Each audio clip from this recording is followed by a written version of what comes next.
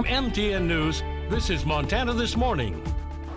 17 years after a devastating fire, Deer Lodge's historic Rialto Theater is going strong, but it needs more work. I'll tell you what it is. And the list of endangered rivers is out again this year. Some of them hit close to home. We'll take a closer look in just a moment. All right, 6:30 Southwest Montana. It is Wednesday here. Already? It's happening. It's here. Yeah. And a little attempt of snow falling out on the weather patio I this think morning. I love January. Yeah, right? That's exactly what it looked like in January. I get think to the experience positive the ice. is that we will see the snow disappear relatively quickly. The negative is we still have ice on the area roadways. Yeah, we do. Bozeman Pass, Homestake Pass, both have been dealing with snow. We have some pretty consistent snow down the Gallatin Canyon starting the morning. Temperatures into the 20s and 30s. Our temperatures hovering near or a little below the freezing mark. We still have scattered snow showers, much like if you open your window and look out. It's kind of what it's going to do throughout the day. Nothing real heavy. I don't expect to see any major accumulations, but it is going to slow your commute. Temperatures expected to be above the freezing mark at times through the afternoon. Again, slushy and wet. By the afternoon, we just have to deal with the ice in the morning. I'm going to break down what you can expect for the rest of the day, the impacts of wind, and much more in just a few minutes. Fantastic, Matt. Well, first of all, focusing our attention in Deer Lodge. A Deer Lodge theater has seen plenty of changes this past year. But there's more to come. MTN's John Amy has more on some of the changes coming to this Powell County icon. A poor player who struts and frets his hour upon stage and is heard no more. Well, 17 years ago, the historic Rialto Theater here in Deer Lodge was almost no more after a devastating fire. But it has since been rebuilt. And this theater now needs some more upgrades so that this great stage will continue into the future. It's on the National Register of Historic Places, and we keep improving it. And every year there's small projects and some big ones. This year's big project is to replace the lighting system with LED lights that is expected to cost about $250,000. Owen said the cost is worth the benefit. Much more functional, much more energy efficient. We'll just be able to do so much more than we can now. The Rialto Theater has come a long way since it was nearly destroyed in a fire in November of 2006. It was heart-wrenching that night, but within 2 days, people were rallying and saying, we have to rebuild. I mean, we had kids doing fundraisers within a couple of days. You filled up my senses like a night in a forest. Musician Tom Becker, who is doing a John Denver tribute show at the Rialto, said he's honored to play at such a beautiful venue. Hearing the backstory of the fire and what had happened and the rebuilding of this, it rose again like a phoenix. He was delighted to learn that the rebuilt dome of the theater was actually a repurposed satellite dish. And that kind of speaks to me because, John Denver would be proud that, we repurposed something to restore something else. A fundraising dinner will be held for the Rialto's lighting system on May 6th at the Elks Lodge, beginning at 5 in the evening. Love that. How awesome. Love that. Man, it sounds a lot like John Denver, too. And on Uncanny. a sidebar to that, too. A little That's very bit. cool. Really, really awesome. Well, this morning we're learning just how threatened some of America's waterways really are. The list of the most endangered rivers has just been released. Now, each river on the list faces its own unique challenges. All have one thing in common: human influence. Scripps News meteorologist Scott Withers takes a closer look. From coast to coast, America's rivers are in trouble. Climate change, pollution, and dams threatening human and animal health. The most endangered rivers impacting the lives of tens of millions of Americans. For the second year in a row, the Colorado River tops the list. It's been on it 12 times since 1991. The mega drought causing many of the problems, pushing its water levels down.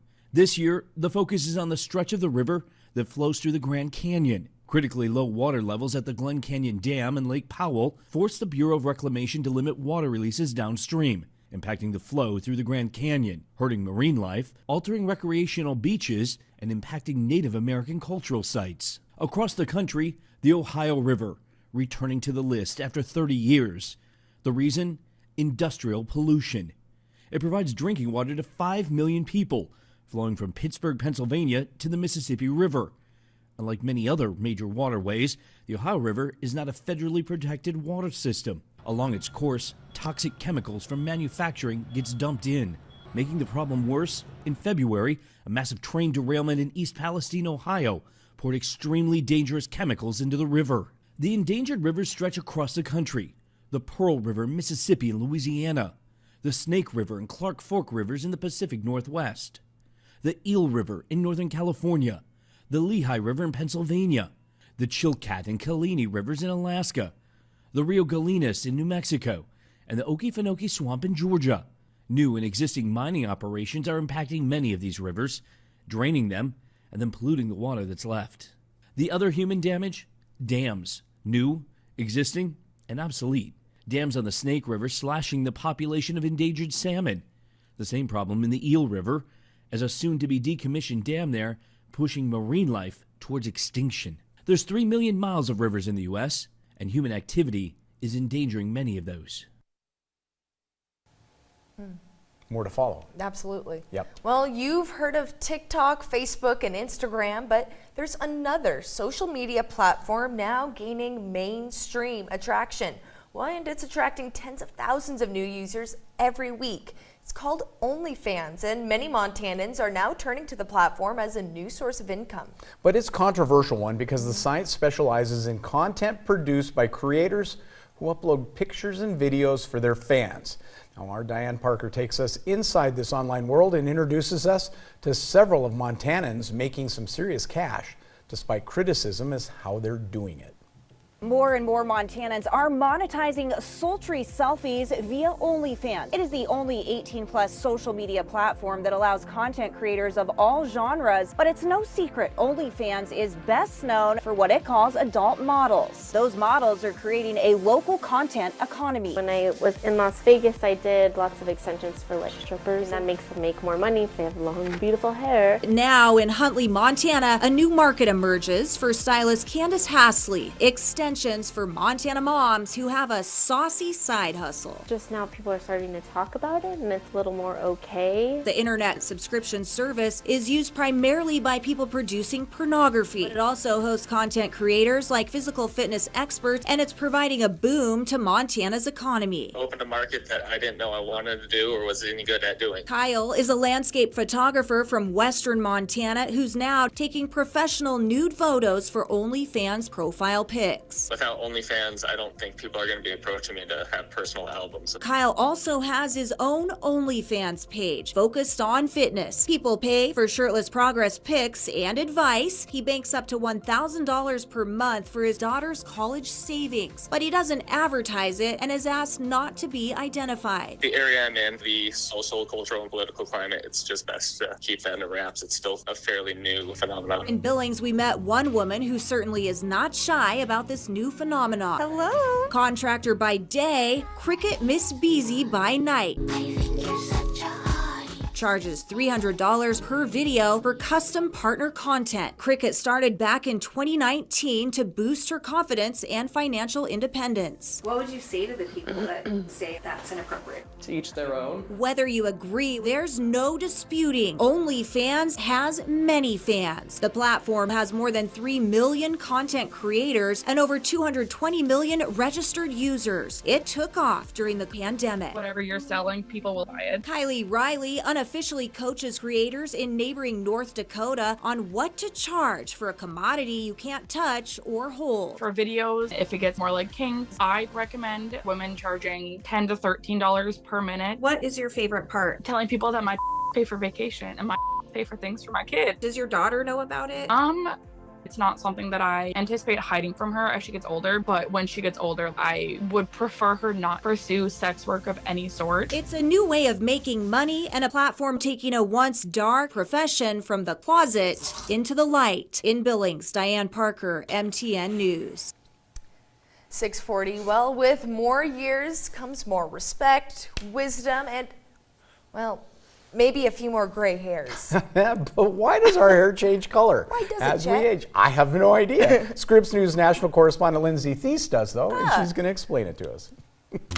Spot the difference. Barack Obama in 2008, Barack Obama in 2018. A decade apart and more than a few grays to show for it. But you know what? I earned this gray hair. So what turns many presidents gray or transforms a Michael Scott playing Steve Carell into what HuffPost calls its new favorite, silver fox? Quick hair 101 here. The hair we see is called the shaft. The bottom portion is called the root, which sticks into a follicle or a tiny little sac on our head. Follicles are surrounded by melanocyte cells, which produce melanin. More melanin means darker hair, less melanin means lighter hair. As we age, the cells slow down. And those cells divide over time, and as cells divide and divide and divide over the decades of our life, sometimes they get less efficient or less able at doing the job they initially were set out to do. Experts say this is one theory why our hair goes gray or white. Eventually, the melanin produces a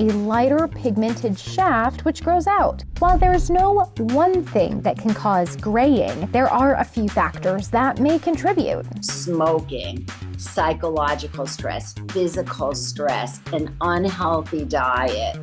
And to me, one of the biggest is the sun. Thanks for all the amazing feedback. Dr. Loretta Seraldo is a board-certified dermatologist with over 40 years experience. She says genes can also play a role. There is some degree of heredity. So if your dad turned gray in his 40s, then you're a little more likely. There's an entire industry of pills, creams, and sprays to prevent graying. But Lester says it's always smart to do your homework first. And I always recommend people check with their physician to make sure that something that they're about to use is not going to cause more harm than good. Because there's no black and white fix to going gray. Lindsay Thies, Scripps News.